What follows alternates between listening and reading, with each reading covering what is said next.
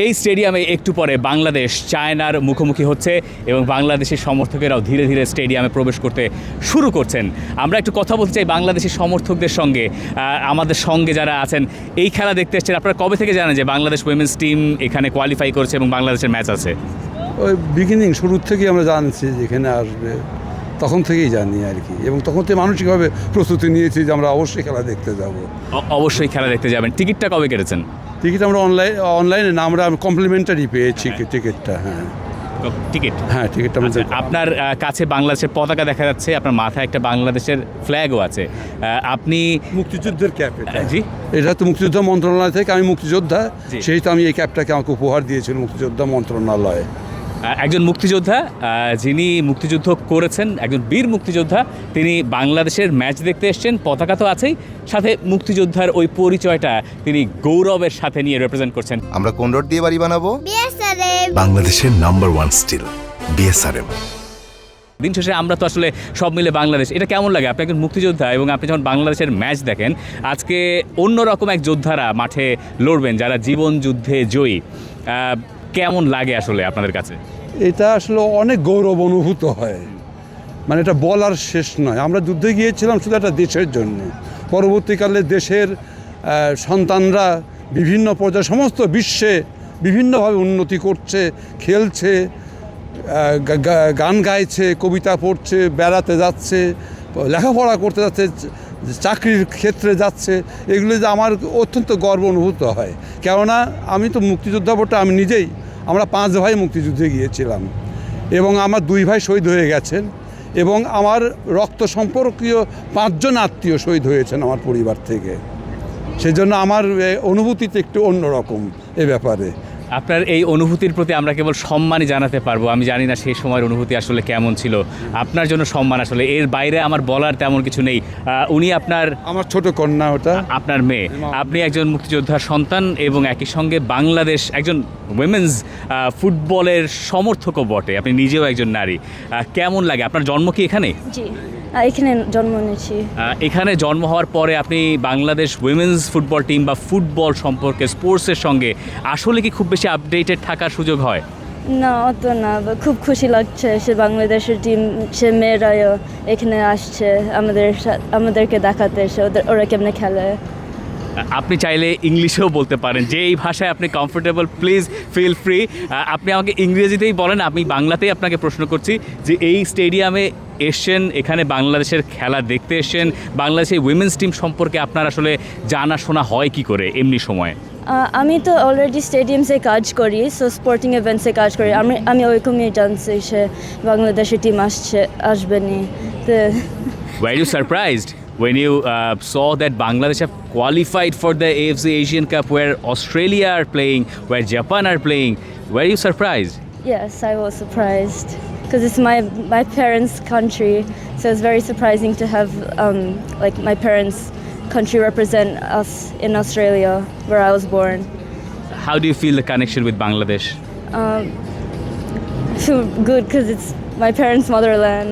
They were born there, so I really enjoy it. Like very happy that they're here.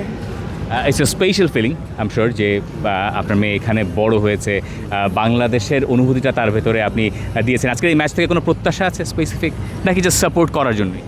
না, প্রত্যাশায় যে হয়তো আমরা জয় লাভ করতে পারি, কারণ বাংলাদেশের মেয়েরা তো খুব ভালো খেলছে, অনেক জায়গায় জয় লাভ করেছে, তারা ইন্ডিয়াকেও বেশ খেলেই জয় হারিয়ে দিয়েছে। হ্যাঁ, এবং আরও অন্যান্য দলকেও বোধহয় হারিয়েছে এরকম। হ্যাঁ, এবং আমার আরও সন্তান আছে, তারা ফলো করে ইন্টারনেটে বাংলাদেশের মেয়েরা যে ভালো করছে, কেন অন্যান্য খেলাতে এত উন্নতি করতে পারেনি মেয়েরা যতটুকু করেছে।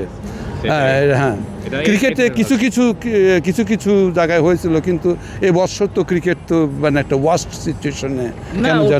ওটাও ভালো হয়ে যাবে, পলিটিক্স ওটাও ভালো হয়ে যাবে। সব মিলেই আমরা বাংলাদেশ ক্রিকেট, ফুটবল, হকি আমাদেরকে হার্ট করছে আর কি। ওই মানে ক্রিকেটে যেটা ওয়ার্ল্ড কাপে যেতে পারেনি, T20-তে আর কি খেলতে পারলো না। হয়ে যাবে, সব ঠিকঠাক হয়ে যাবে। সব রকম ইস্যু থাকে, হয়তো থাকে চড়াই উতরাই, দিন শেষে সেটাই দিন শেষে আমরা চাই না আমরা তো এটা স্বপ্নে কল্পনা করতে পারিনি জি জি জি যেভাবে থ্যাংক ইউ আসেন প্লিজ। আমার মনে হয় আমরা আরও সমর্থক পেয়েছি। আসসালামু আলাইকুম। আমরা একটু কথা বলি, হ্যাঁ আমরা একটু কথা বলি, আসি। আমরা প্রচুর বাংলাদেশি সমর্থক দেখতে পাচ্ছি। Thank you for your time, thank you so much, thank you for your time, thank you. আমরা আরও পেয়ে গেছি, প্লিজ একটু ভালো আছেন নিশ্চয়ই। আমরা যদি একটু আমার পাশ দিয়ে যদি দাঁড়িয়ে যাই, কেউ কিছু মনে না করি, আমাদের ক্যামেরা ওখানে অন, এদিকটায় ভাইয়া একটু এদিকটায় যদি আসবেন। হ্যাঁ, দেখতেই পাচ্ছেন যে বাংলাদেশি কত সমর্থক আমরা পেয়ে গেছি। আমার মনে হয় এদিকে একটু জায়গা ফাঁকা পড়ে যাবে, একটু এদিকে আসতে হবে, আর একটু যদি আমরা এদিকে চেপে আসি তাহলে আমরা বোধহয় পুরোটা পাবো। কেমন আছেন সবাই? আলহামদুলিল্লাহ ভালো। টিকিট পেয়েছেন কেমনে? যে আমরা অনলাইনে টিকিট কেটেছি। সামনে আসেন না, লজ্জা হচ্ছেন নাকি? না, আমরা অনলাইন টিকিট কেটেছি। এমনিতে কি করা হয়? আমরা স্টুডেন্ট। সবাই স্টুডেন্ট? আপনিও স্টুডেন্ট? জি স্টুডেন্ট। কি পড়ছেন এখানে? আমি মাস্টার্স অফ আইটি পড়ছি ইউনিভার্সিটি অফ উলংগমে।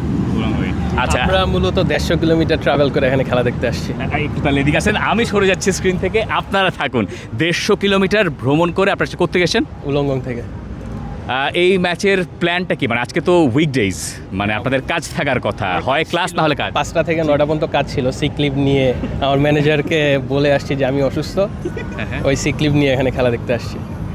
অবিশ্বাস্য। কি কোনো আর একটু সামনে যদি আসি আমরা, মানে কোনো প্রত্যাশা আছে? আমরা তো র্যাঙ্কিং জানি, বাংলাদেশের র্যাঙ্কিং আর চায়নার র্যাঙ্কিং। প্রত্যাশা আমি চাই যে অ্যাটলিস্ট বাংলাদেশ মাঠে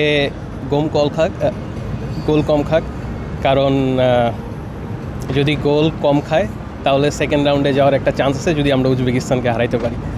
সো এইটাই আমার এক্সপেকটেশন যে অ্যাটলিস্ট ডিফেন্সে বাংলাদেশ আজকে সলিড হোক।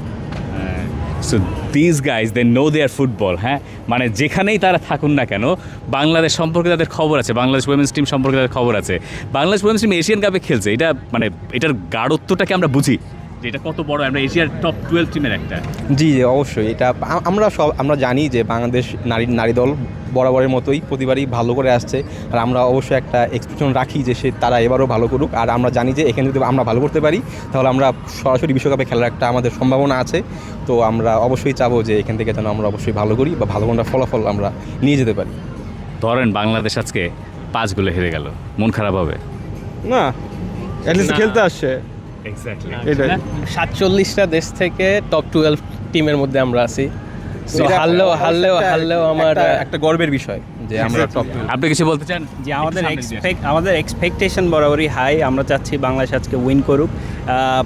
বাংলাদেশ উইমেন্স টিম বাংলাদেশকে রিপ্রেজেন্ট করছে অনেক দিন ধরেই, ভালো খেলে আসতেছে। আমরা চাচ্ছি আজকেও তারা ভালো খেলে একটা জয় আমাদেরকে দিক।